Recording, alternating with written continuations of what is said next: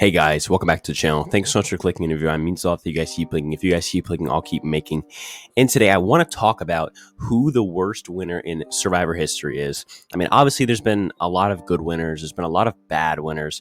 But I feel like there's two parts to winning Survivor, right? There's getting to the end. And then there's the second part, which is convincing a jury of your peers to give you the win and to want you to win and to respect your win. I mean, for me, there's plenty of paths to achieve that first part, to get to the end. There's over 100 people who have gotten to the end in Survivor. That's not that hard, but not many of them cover both of these two things. Not many of the past to play Survivor, cover getting to the end and also playing a game that the jury respects. Some people go out at 4 or 5 and would have won, so they achieve the second one of having the jury respect them, but not the first one of actually getting to the end and having a shot at winning the game.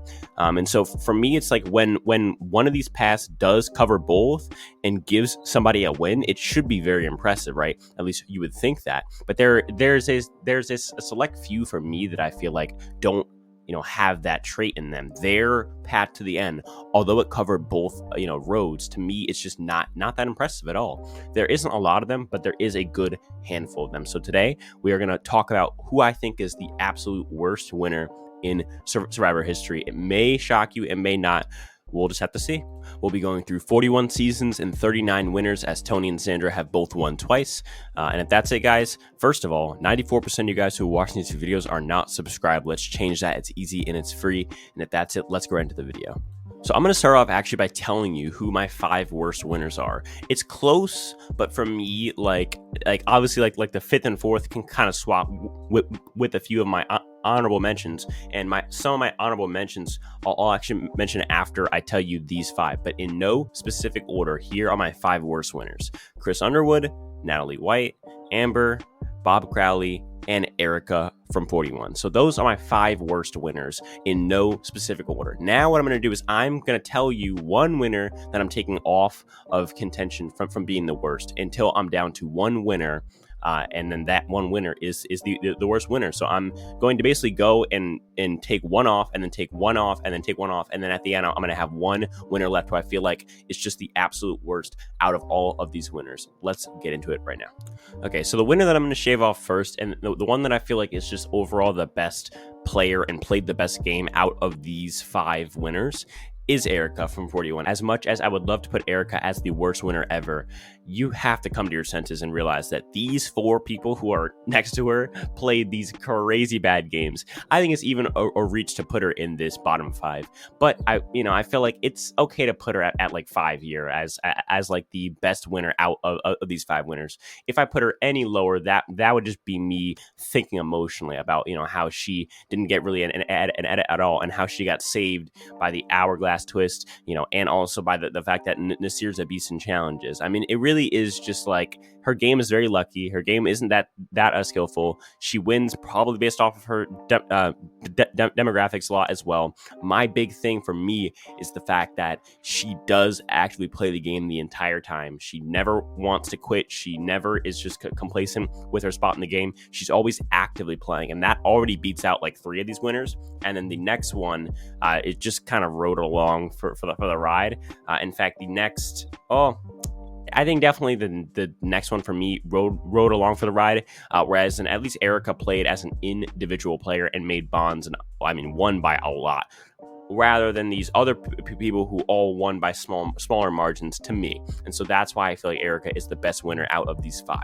The next person who I want to shave off of this list is Amber. I feel like although Amber's win is obviously super underwhelming, it's really not Amber winning, it's Rob losing the game, because if Rob can manage his jury correctly in All Stars, he definitely wins. He loses Tom's vote by the way that he treats Tom, from the time that Tom and Amber and Rob are sitting on that rock and they tell Tom well, oh my God, are you with us or not, like that, and how they're talking down to him there. Also, how Rob talks to Tom on the jury, where he basically diminishes Tom's anger, which is honestly probably the right thing to do as far as like morally, but as far as getting his jury vote, that's the wrong thing to do. I feel like in that situation. So he loses Tom's vote. He loses, and I think the really embarrassing one is that he loses Alicia's vote. Someone who's willing to vote for him, someone who respected his game, and if he didn't make that little small alliance with her, like maybe I think the same episode that he votes her out, I think that if he doesn't do that, he probably gets her vote. And so again, mismanaging his jury. So this really isn't Amber's win. This is Rob's loss. And the season is the story of why Rob loses the season.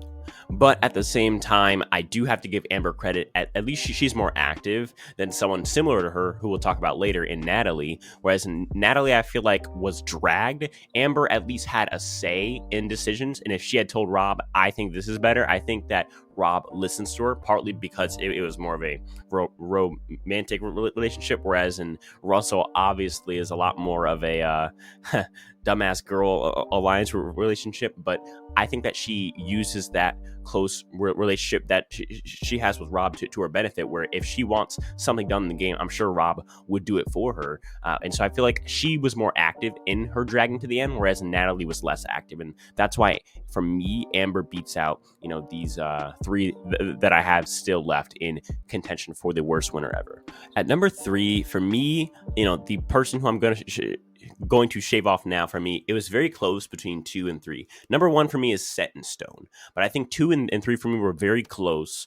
But I'm going to go with Chris on Underwood. I feel like Chris, to me, was somebody who really, really plays this game that was so aggressive, but he only plays it for 9 days. So really, for me, what I decided to go off of, because some people will see that he got voted out and say, well, immediately he's the worst winner ever because nobody else has been voted out. But to that I say, his game was better in the 9 days, or I guess you could say probably 15 days or 12 or something. The 12 days that he was playing, I feel like his game that he played in 12 days, specifically the part of it that happens after he gets back in the game, is better than both Bob and Natalie's games combined, really, but also separate. I feel like, to me, if his game was better in that short period of time than both of their games were individually, I have to put him ahead of them. I feel like it's not fair to just say, well, he got voted out, so he's automatically going to be number 1. I feel like, to me, if Chris is somebody who gets voted out, but he plays a better game in the short time that he's still there than these two, then he deserves to be a better player than these two. And for me, that was really the tiebreaker, is that as a player overall, Chris is much better than Natalie or Bob. But for me, the big issue was, well, he got voted out, so he has to be, for the worst winner ever. But I ended up going with the logic of, did he play a better game in the time that he was there? And the answer to that question is 100% yes. And so although it was a tough decision, and although it was something that I really had to grapple with, I ended up picking Chris to go behind these two. And at number 2, I have Natalie White. I think Natalie White, for me, it's obviously between Natalie and Bob. I picked Natalie to as the quote unquote better winner, although nothing about good, should be attached to her win.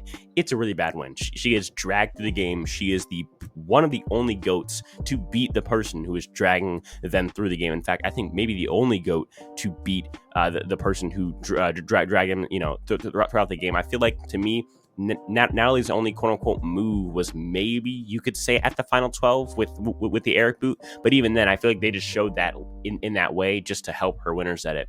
I feel like, to me, the way that she plays the game is embarrassing. It really isn't even playing the game. It's just getting dragged through the game by Russell. Now, I will give her credit. She latches onto Russell, and she is trying to actively beat Russell at the end, and she's actively thinking, well, the jury's not going to like him. She plays into that role and makes herself the best option at Final Tribal. I'll give her that, and that's really why she beats Bob in this case. But that does not change the fact that her win is deplorable. It's absolutely embarrassing, and really it just comes down to a jury that just did not like Russell. Russell didn't even really mismanage the jury, so this really isn't even about Russell losing the season. Like, Russell plays a pretty good social game in this season, where he's able to flip people. John Fincher, Shambo.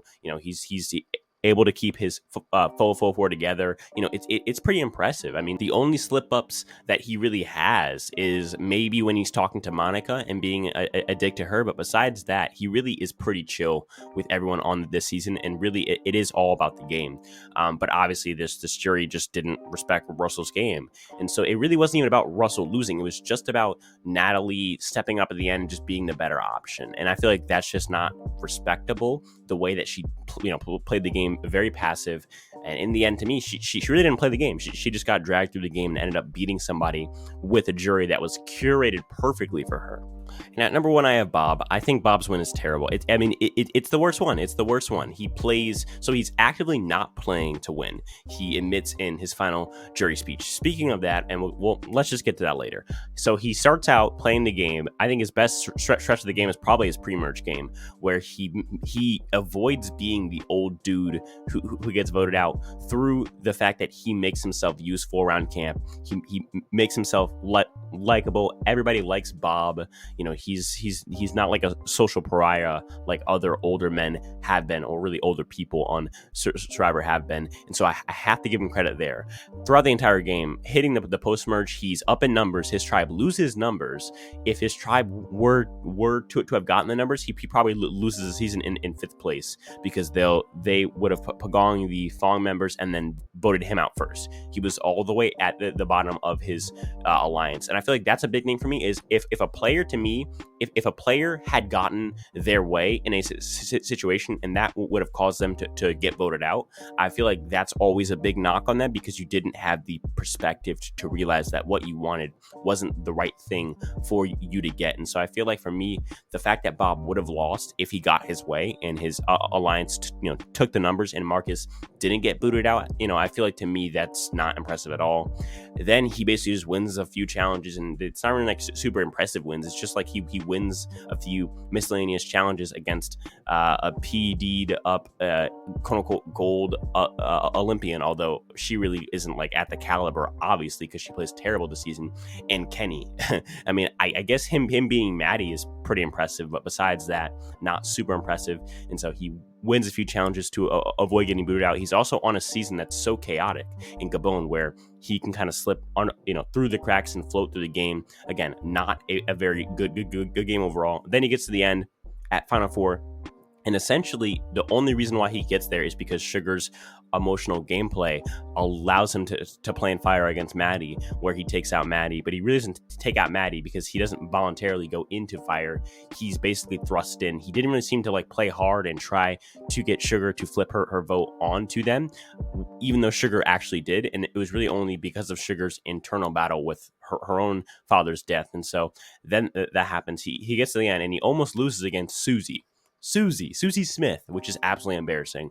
He says in his final tribal speech that he really didn't make any active moves. He basically just plays Kiss Up, and he gives probably the worst tribal council performance by any winner. And the only reason that he wins is because he's with the emotionless Susie, in which, I mean, he almost lost to Susie in a 4-5 vote, in which Randy says nowadays that he regrets his vote, and so really he should have lost.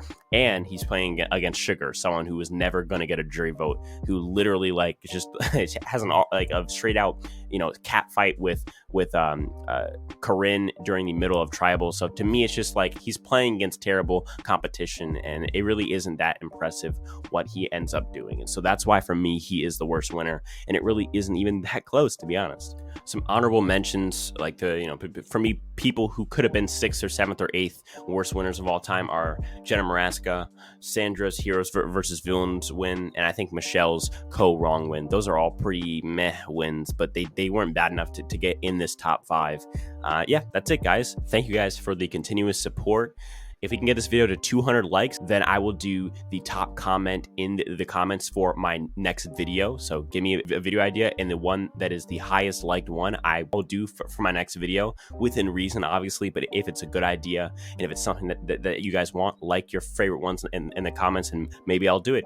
And yeah, that's it, guys. Again, none of this happens without you guys. Without you guys, I'm just a weird guy speaking into a weird microphone, and that's how I'll talk to you guys in the next one. Peace.